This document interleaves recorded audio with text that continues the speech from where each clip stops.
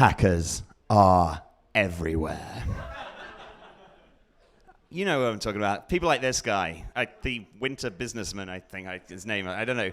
He's stealing your passwords. This woman managed to get hold of a laptop somehow in jail, and she is attacking your users. And this guy is clearly so bright he needs sunglasses in a darkened room. But it's working because there's money pouring out of this keyboard.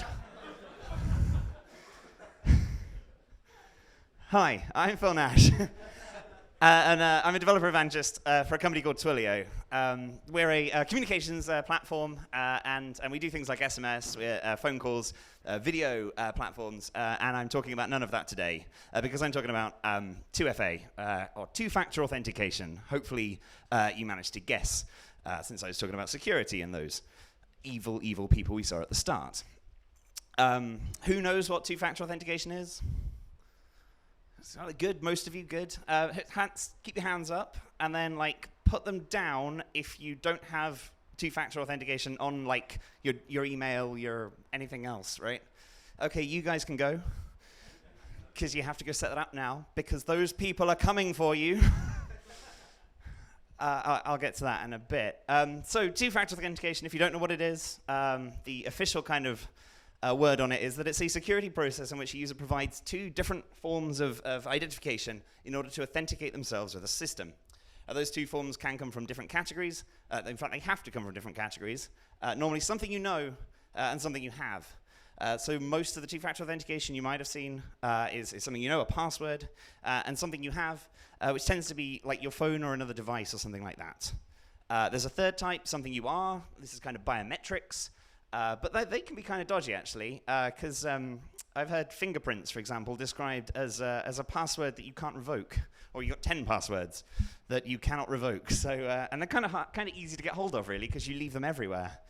And people have proven that you can actually recreate passwords from photos as well. There's high enough resolution photos. And so one particular hacker did this to, I think it was Angela Merkel, got a thumbprint from her and proved it was correct. So biometrics, a bit dodgy. I like sticking with the thing you have, like your phone, your device, that kind of thing. So I want to go quickly into kind of why we should be interested in two-factor authentication, because you probably all build websites that have users, probably, and they have stuff they like doing in your websites, maybe, or maybe keeping some information to themselves. And that's important to them, and keeping that stuff private and keeping that stuff theirs is pretty important to them, right? I want to introduce you to Matt HONAN. You might have heard this story. It was from back in 2012. Matt HONAN is a journalist who got hacked. And I just kind of want to take you through what happened in order to hack this guy. They didn't just guess his password out of nowhere. The attackers went through some kind of interesting routes. So I want to just go through a little timeline of what happened. So first of all, they found his Gmail address and his personal site. That's fairly reasonable. We probably leave our emails about every now and again. And then they entered that into Gmail and found he had a me.com email as a backup. They didn't try and reset his password to that me.com email because they didn't have access to it. But they wanted it. So they called Amazon up.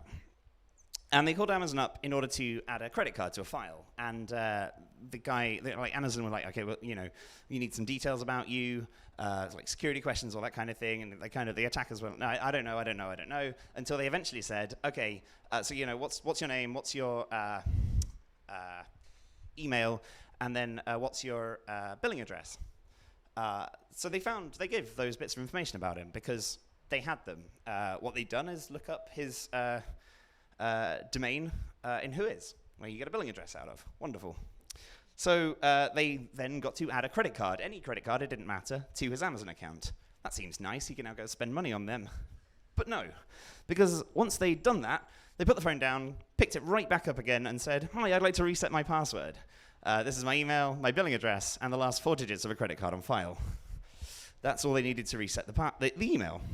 So they reset an email, got a password reset sent to that email, and this is when Matt, who worked out what had happened afterwards, could actually start to put together a timeline, because he eventually got in touch with Apple. So the attackers called up Apple to reset his password to his me.com account, and they went through the same kind of thing security questions, all that kind of thing, until it boiled down to his email address, his billing address, and the last 4 digits of a credit card they had on file. Now, of course, he could log into his Amazon account and check out the other last 4 digits of credit cards, not the fake one that they'd put in.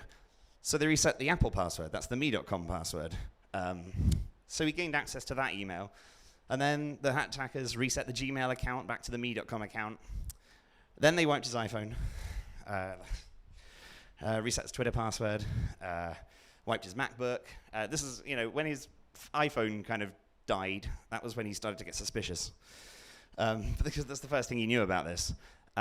So they deleted the Google account, and eventually, at 12 minutes past 5, this is about 40 minutes after calling Apple up to start that reset process, they posted on Twitter taking credit for this hack. Why they did all this hacking? Why they wanted to do this? 3 simple letters. They really liked his Twitter account. In fact, they didn't like that he had the Twitter account, Matt. He was one of the very early people who got one of those sought-after Twitter handles, and that's all they wanted to do. All they wanted to do was post horrible things on his Twitter. And they did. Horrible, horrible things. It's a kind of a good thing in a way that they didn't have any worse kind of motives, that they didn't decide to go and purchase everything on Amazon based on his credit cards, all that kind of thing. They really were just being nasty. But it just proved like these security holes that exist in the systems out there.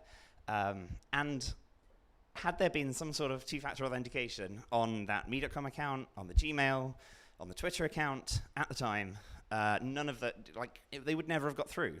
It just couldn't have happened.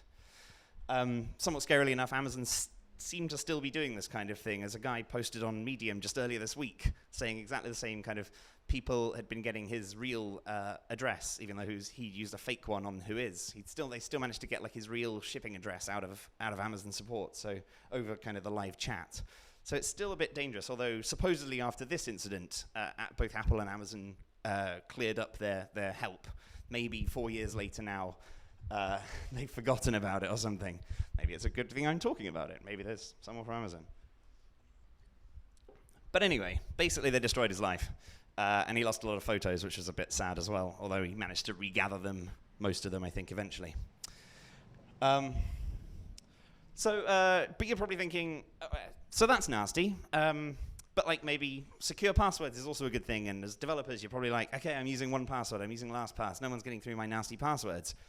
That may be so, but users, and I don't mean to be too harsh to them, but users can be a bit terrible. So some of them are. Let's talk about Ashley Madison, high-profile hack from last year.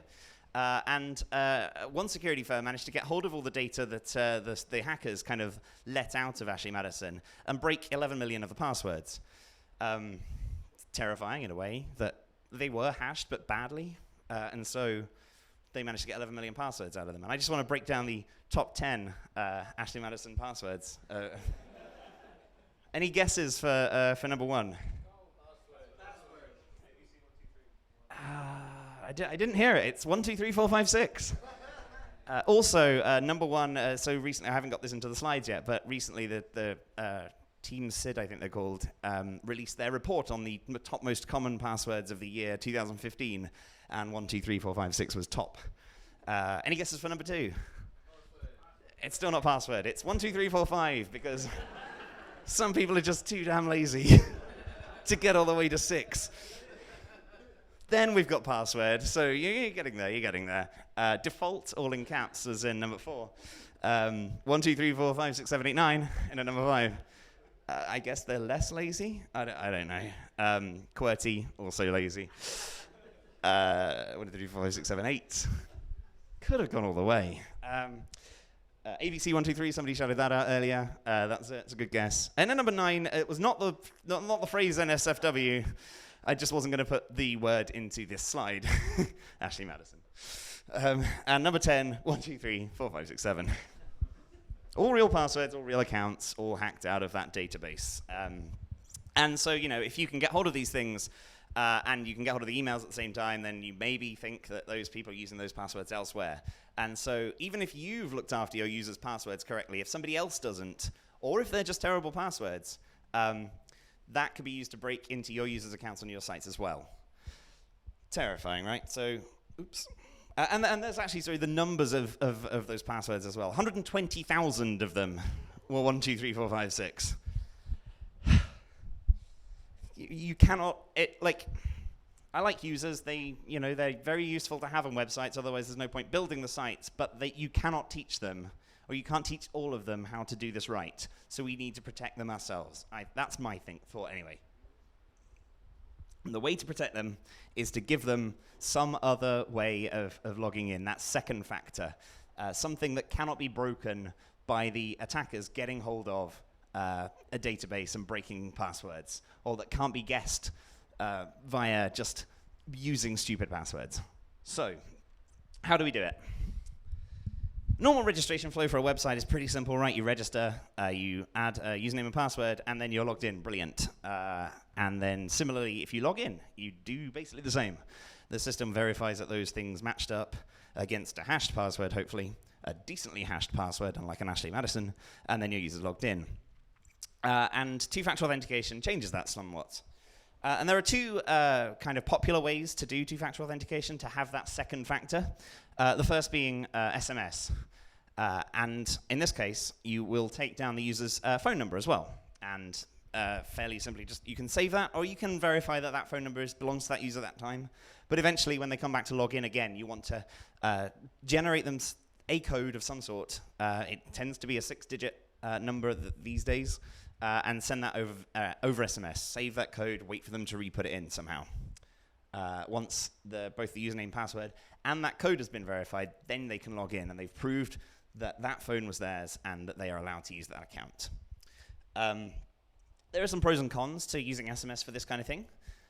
Firstly, like most people have a phone, and I mean in the world, like there are so many phones out there, and this is, up from smartphone all the way down to feature phone, everybody can pretty much receive SMS as well. So it is a highly effective way to get a token to a user. In terms of cons though, I mean, it costs you money at the start in order to send an SMS. It's not, it's fairly cheap to do so, but like doing it over and over again can rack up the cost. And similarly, if somebody is in a basement, underground, underwater, in the air, I don't know, anywhere without a cell signal, without a mobile signal, even if they're on Wi-Fi, then they may also not be able to receive that SMS, and then they can't log in either. So that's a bit of a sucky experience for them. So SMS is kind of good. The other kind of option for you is a soft token, an ability for kind of an application to generate a token that you can then verify between you and the user. And similarly, the registration kind of goes along the same kind of lines, except instead of like taking their phone number, you need to generate some kind of secret token, and then share that secret with the user. And then kind of prove they got it, which is kind of useful, or just kind of log them in. And then the login flow, again, you use that secret, or you take the username and password, you verify that it's actually the user, and then kind of challenge them, say, okay, what is your code now? What does your code say? And so the user finds an app, opens it up, finds that code, types it in, and you can verify that. Secrets. So these secrets and these codes are wonderful because they're nice standard cryptography things that have existed since the 80s. Either HOTP or TOTP. That's the HMAC-based one-time password or time-based one-time password. And these are the things that you will have used if you have used an app, something like Google Authenticator, in order to log into a website. And that is a mathematical formulation of how they work, which I won't go through right now because we've all drunk a lot of beer and the pub is waiting. But basically, it is a way... So what you should do is go read the code for this particular module. It's NOTP. And it actually walks through what these things mean fairly succinctly in front of you, and it's really nice to have a look at. And so HOTP, in this way, it's the HMAC-based one-time password, and basically you take the key and the counter, and you make an HMAC secret. You do some other stuff with it. Like I said, go read the code. And at the end of the day, you will get a repeatable key based on the counter that you plug in. And then the time-based one-time password is exactly the same, except the counter is kind of the time since the epoch divided by a period. So normally it's 30 seconds, and that just becomes the counter within this kind of password.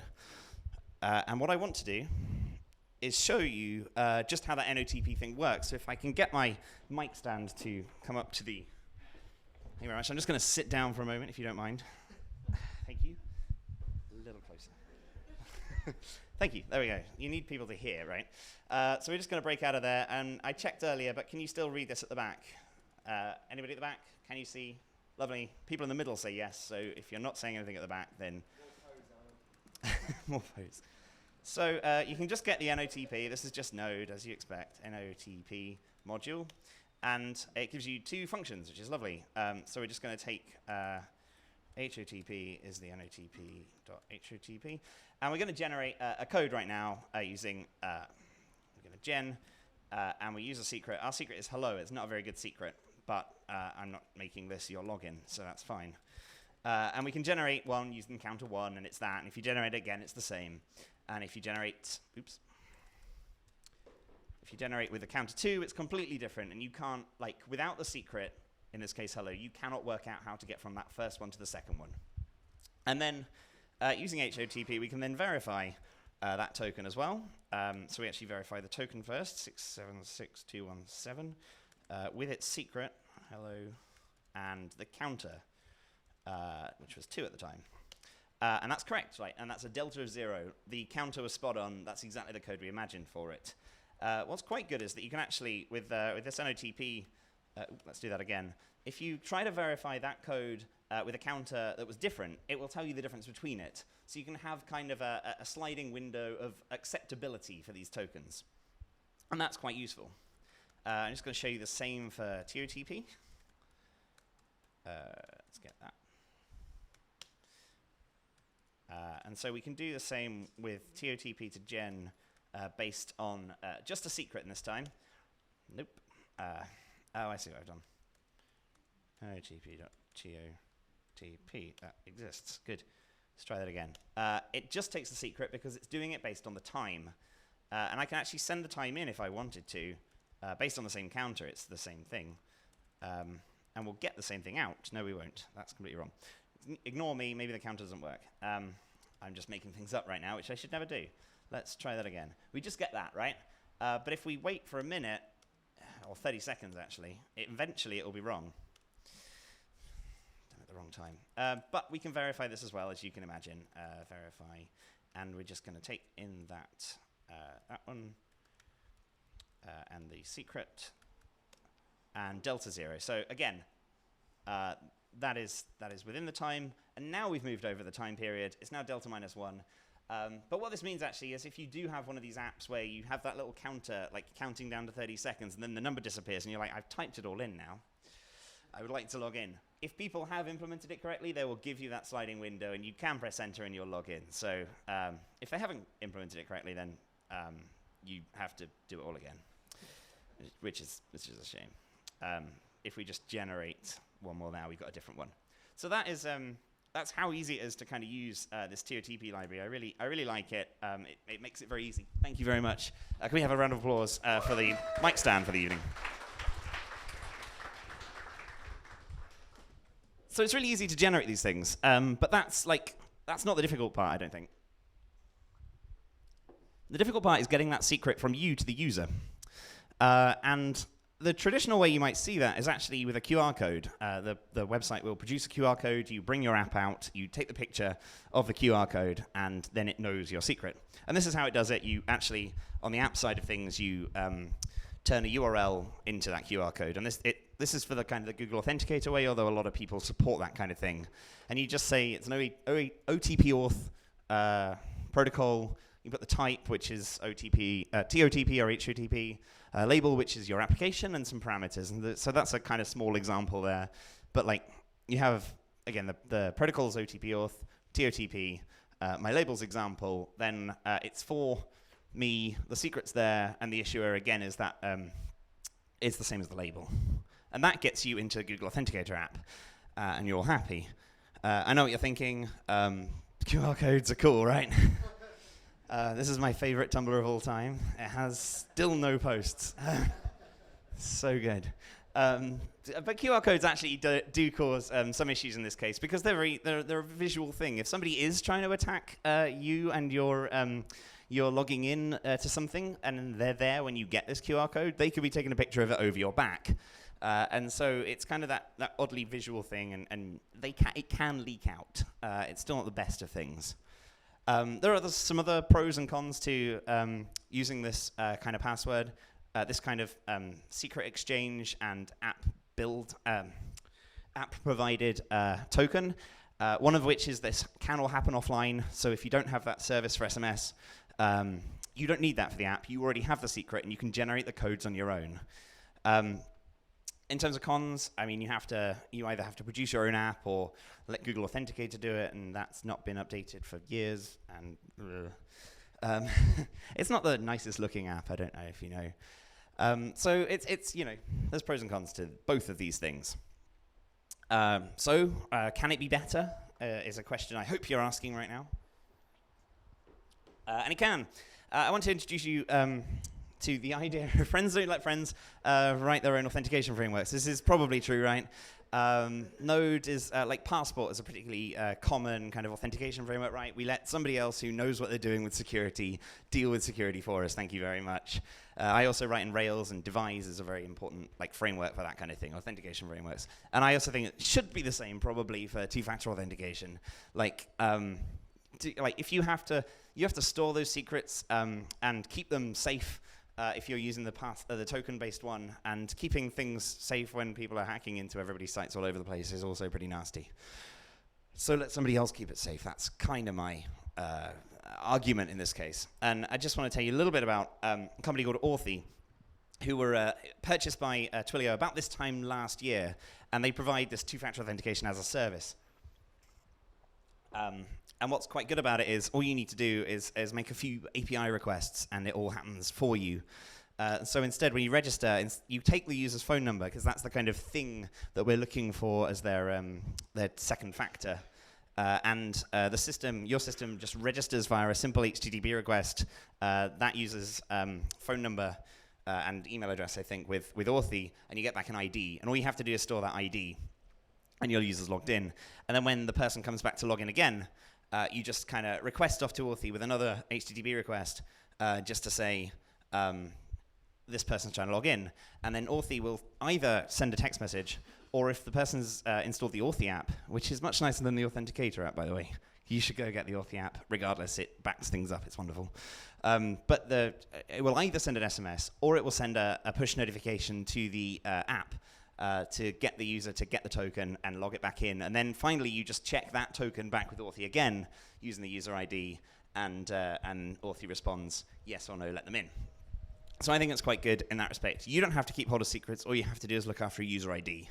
And then all the other kind of nasty things, like if a user loses their phone, changes phone provider, changes their number, all that kind of stuff can also get handled by the Authy kind of help team.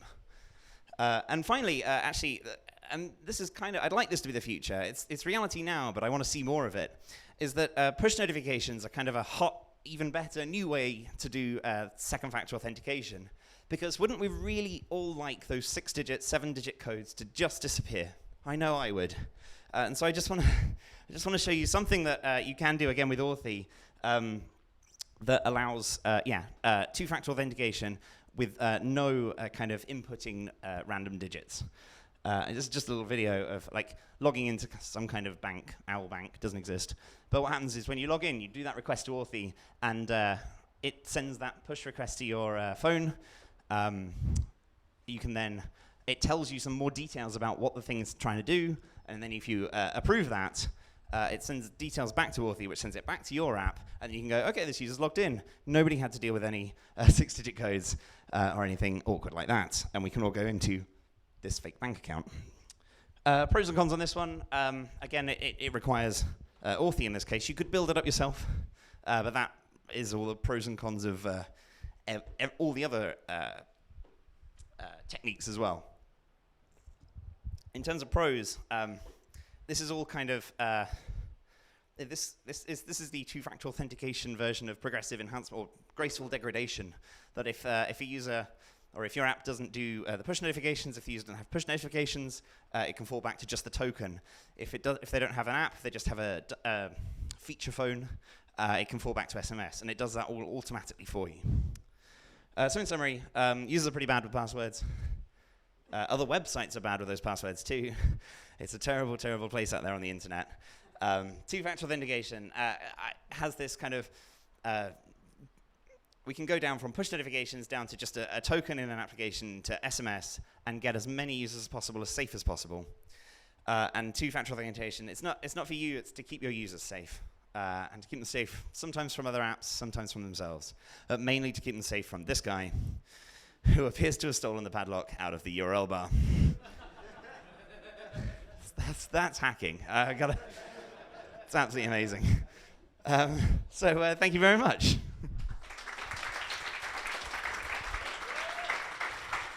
That's a cheat. I am going to do two little plugs. One is for Signal. Keep an eye on this. There's a conference in May in San Francisco. I'd really like you all to come. If you use my name, PNash, as a, or PNash20 even, as a code, you can come for 20% off. But I insist you come because it's going to be great. And secondly, I'd really like some help. I'd really like some feedback. So if you have just 10 seconds to answer this question, just on a scale of 0 to 10, how likely you would recommend this talk to a friend or colleague, just text it to this number, and that will be really helpful for me. That number is going to be on the next slide as well, so when I move it, it's down the bottom there. That is the real end. My name's Nash. I'm a developer evangelist for Twilio. Thank you very much. And I guess, actually, do we have any questions or time for questions, or do you all just want to go to the pub? There is a question. Shout it out, I'll repeat for the thing. So, obviously, two-factor authentication is very good, but naturally it adds a second barrier, so adding more friction to the just general user. Are there any stats on what that may do to a user in general? Ooh, I don't know about stats. No, I don't personally have any stats right now. I can go look for that kind of thing. That's interesting. This is why I would like to see more of the push notification variety of this, though, because it just stops that awful experience of like fiddling with your phone and then finding the right application in the phone and then finding the right numbers and then getting it all in. I really dislike that, particularly some applications. I have one app that I use. I won't name it because it's, I suppose, quite useful, but I really dislike it because it has this like remember me checkbox, you know. Don't have to put this code in again, right? Except unless you like move 3 feet to the left, and then it's like, no, you're not the same person. Put the code in again every single time. So I want to see more. I want to see the friction be removed from this process in order to keep people safer. And I guess there is probably a sliding scale of how much it puts users on and off based on how important the data is within the application itself. So, like, if your users don't think it's an important thing to hold on to, then perhaps they won't want to give you their phone number or something like that. But I guess it is a judgment call, but most users think their data and their accounts are kind of important. So I'd like to see more of it, and I'd like to see it with less friction. Anybody else at all? If users are so terrible at passwords, is it a case for having a one-factor authentication where instead of a password, you use a thing that you have on your phone? The question, sorry, I think I forgot to answer yours, but the question is, like, why have a password as a factor? Why not have the thing you own, the second factor? I mean, this is something that Twitter are pushing with their digits thing, where you can do that for free, and they'll text users for you for free. I don't know where they get all the money to send all these texts for free, but it's fine. I guess they're not leaving. They're not all. They're bored of leaving. I don't know. But yes, like Twitter do make that possible. I think that is kind of. It actually is a good idea. Like removing passwords is not necessarily a bad thing. I can't think of any arguments against it. My only feeling is maybe like 2 seems to be stronger. And I don't know if you saw the article recently about all the webcams online that have no passwords on them, and there's like a search engine where you can go and just browse other people's webcams. the fantastic Twitter account, Internet of Shit, if you'll excuse me swearing, is a wonderful Twitter account because it just takes the piss out of IoT things. But it posted recently just a picture of one of these webcams, which was just a webcam straight onto one of those old kind of RSA secure token things. So the person, they were like, "Oh, never leave home without your physical token." Like, don't worry about it. I'll put it on a webcam. So you're like, people can still mess up their second factor. So I think having the first one maybe is keeps it just that little bit more secure. That's I think my argument for it. But you can do it. It's not a bad idea. Did you? Yeah. Oh, but it's all right. They're all in darkened rooms or behind bars. It's fine.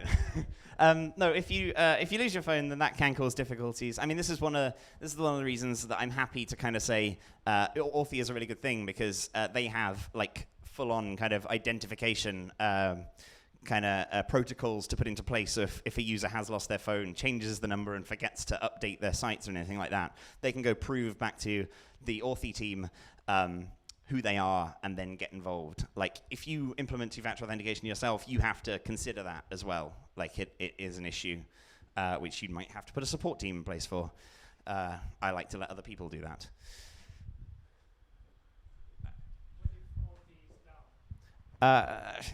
Yeah, I mean, we're working very hard to make that not a thing. I believe it's had 5 nines uptime for its entire lifetime. So it is obviously that's a potential risk. Like, you have to weigh up the risks between keeping your users secure and all your secure tokens yourself and all that kind of stuff against whether a third-party service will be up all the time. We're trying to make it such that you don't have to worry about that. But sure, it's something you need to take in as part of your risk assessment. So you did mention, I just want to give a little shout out to these bank things, which are probably one of the first examples of two-factor authentication. Oh yes, absolutely. I ever saw. I just wondering, these work on a similar principle to that timed. It's more like the. I don't think it's a time thing. It's based on, from when I filled in one of those bank kind of machine things, you have your details, your PIN number from your card, presumably, and the account you're sending to, and the amount. And I think it's kind of a secret inside of that the bank already has. Logging in, Yeah. it's a different code every time you just identify yourself with your card and your PIN number. So Yeah, but the code every time, so there must be some sort of time. then there might be a time thing in there as well. That is true. Oddly enough, actually, funny you bring banks up. The original two-factor authentication, in some respects, is actually your bank card and your PIN number. Like, you have the card, you know the number. When you put it in the machine, you have to prove that it's your card by having the number for it. So that's also a sort of two-factor authentication. So banks should be pretty good at this. I just wish they'd provide a mobile app that did the same thing as that. So I don't have to, oh yeah, sure, I'll pay you that money now. Oh no, I don't have the stupid calculator with me. Although you clearly carry yours, so that's kind of cool. I never do, so no one's getting money out of me over my back. No, you can do it nationwide app. You don't actually need that. I definitely have that in my pocket.